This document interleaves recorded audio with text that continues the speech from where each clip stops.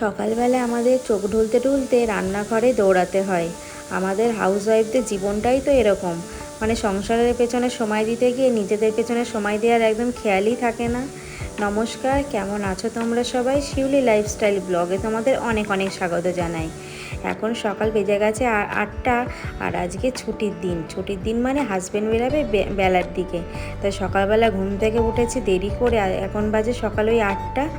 তো উঠেই দেখো আমি কিন্তু চোখ ঢুলতে না, অন্তত ফ্রেশ হয়ে ব্রাশটা করেই চলে এসেছি রান্নাঘরে। আর এইদিকে এসে হাজব্যান্ডের আবদার সকালের টিফিন খাবে, তার সঙ্গে রুটি আর বেগুন ভাজা। তো এইদিকে দেখো আমার রুটি বেগুন ভাজা হয়ে গেল।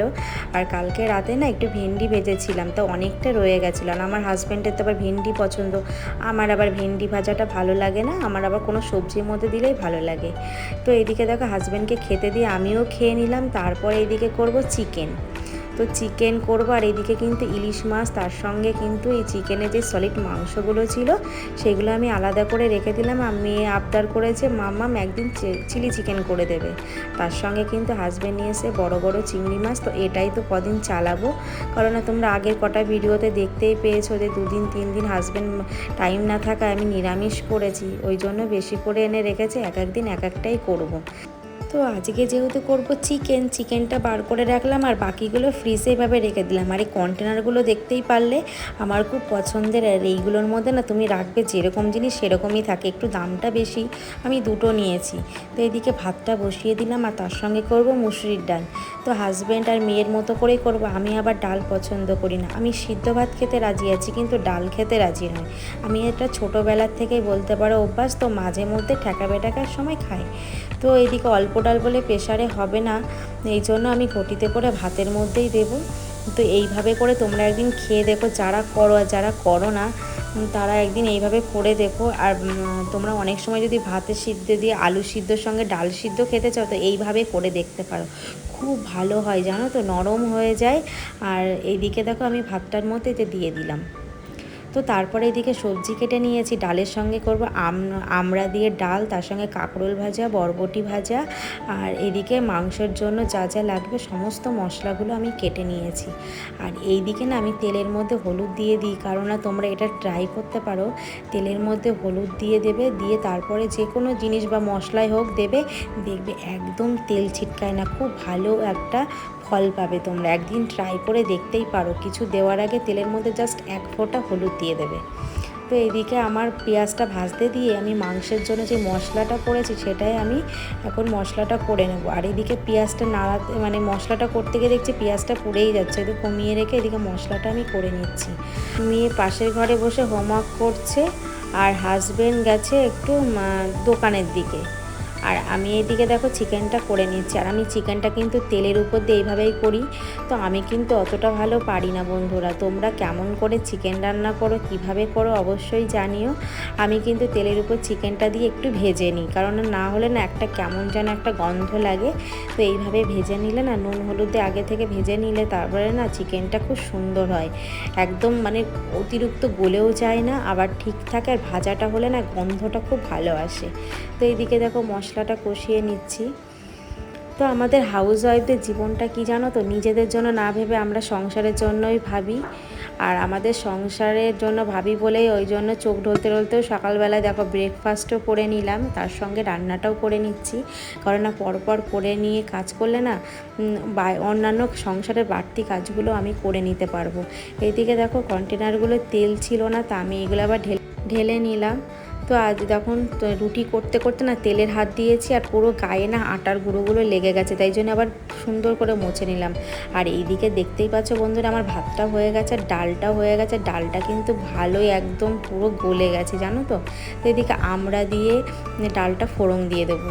তা এদিকে গরম জলের সঙ্গে গরম জল করে নিলাম, তার মধ্যে ঘটির মধ্যে যে ডালটা ছিল তার মধ্যে দিয়ে দিলাম। আর এদিকে ভাবলাম ডালটা ফোড়ন দেওয়ার আগে বরবটি ভাজাটা করে এদিকে কাঁকরোল ভাজাটাও করে নিচ্ছে। কাঁকরোল না আমার একদম ভালো লাগে না, হাজব্যান্ডের ভালো লাগে, ও নিয়ে আসে, ওকেই করে দিই। তো ডালের সঙ্গে খাই। এইদিকে কিন্তু আমার চিকেনটা হয়ে গেছে, চিকেনটা নামিয়ে নিলাম। আর এদিকে আমার ডালটাও হয়ে গেল। তো এইদিকে আমি ডালটাও দেখো নামিয়ে নিচ্ছি, নিয়ে তারপরে এইদিকে গ্যাসটা মুছবো। মুছে আমি একটু নিচে যাব, নিচের ঘরটায় না একটু সুন্দর করে একটু মুছবো, কারণ অনেক দিন ধরে একটু মোছা হয় না। দুদিন 3 দিন ধরে মোছা হয় না, প্রচণ্ড ধুলো পড়ে গেছে। আর এদিকে দেখো আমার ওভেনটাও সুন্দরভাবে ক্লিন করে নিলাম। আর আমার রোজ আমি যখনই রান্নাঘরে আসি না কেন, আমি যতবার রান্না করি না কেন, আমার একটা যেন হ্যাবিট হয়ে গেছে আমার সুন্দরভাবে এইভাবে কিচেনটাকে সুন্দর করে ক্লিন করার।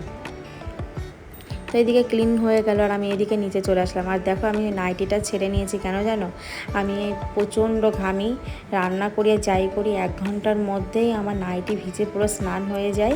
এই জন্য নাইটিটা ছেড়ে আবার চলে আসলাম এই ঘরে পুরো ফ্রেশ হয়ে, ঠান্ডা মাথায় একদম ফ্রেশ মাইন্ডে এই কাজগুলো আমি করে নিচ্ছি। দেখো টিভির এই একটা চকলেট কালারের, তো ডার্ক চকলেট, এত পরিমাণে ধুলো পড়ে 2 দিন অন্তর অন্তর। 2 দিন করিনি না, তাই মনে হচ্ছে কত ধুলো পড়ে গেছে। তো এইদিকে দেখো সুন্দরভাবে ক্লিন করে নিয়েছি। আর আমার মেয়ের এই ফটো ফ্রেমটা তোমরা দেখতে পাচ্ছ, আমার মেয়ের এটা যখন সবে বসা শিখেছে তখনকার, কি সুন্দর লাগছে তাই না? তা ও সব কিছু স্মৃতি আমি এইভাবে ছবি তুলে তুলে রেখে দিয়েছি, জানো তো। আমার খুব ভালো লাগে এগুলো, যখন বড় হবে ও দেখবে, আমাদেরও ভালো লাগবে। তো তোমাদের সঙ্গে কথা বলতে বলতে দেখো আমার এই সুন্দর এই র্যাকটা প্রায় মোছা হয়ে গেল। আর টিভির কভার ছিল, আমার টিভির কভারটা না অনেক দিন ধরে ব্যবহার করতে করতে না ধুতে না টিভির কভারটা পুরো ছিঁড়ে গেছে। তো এইদিকে দেখো আমার এই র্যাকটাও পুরো এইদিকে কমপ্লিট হয়ে গেল।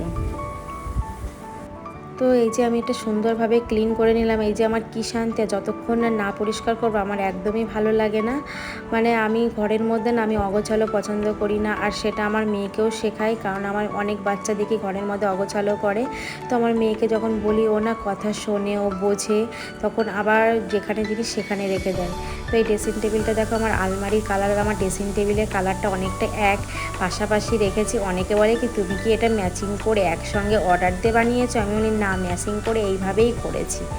তো এই ড্রেসিং টেবিলটা জানো তো আমার খুব পছন্দের একটা বলতে পারো, কারণ আমার এই ড্রেসিং টেবিলটা আমার থেকে আমার মেয়ের বেশি পছন্দ। কারণ ওকে যখন হালকা কোনো টিফিন বা কিছু খেতে দিই, ও টিভি দেখবে আর এখানে টুল পেতে এখানে খাবার খাবে বসে। আমি তখন বলি এটা কি তোমার খাবার টেবিল? বলে হ্যাঁ, এটা আমার খাবার টেবিল, আমার খুব পছন্দ।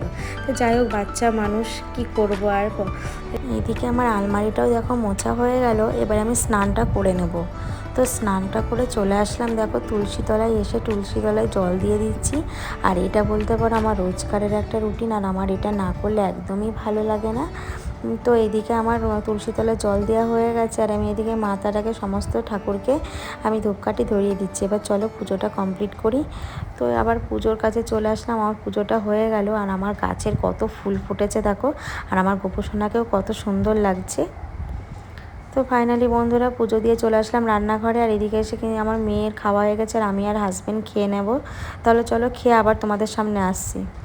তো খেয়ে ফাইনালি চলে আসলাম। এসে দেখো নিজে একটু ফ্রেশ হচ্ছি, চুলটা প্রচণ্ড ভিজে, তাই একটু মাথাটা আশ্রিয়ে সুন্দর করে চুলটা এবার ছেড়ে দিলাম, ফ্যানের তলায় শুকিয়ে যাবে। আর এদিকে আমার মেয়েও কিন্তু ঘুমিয়ে গেছে।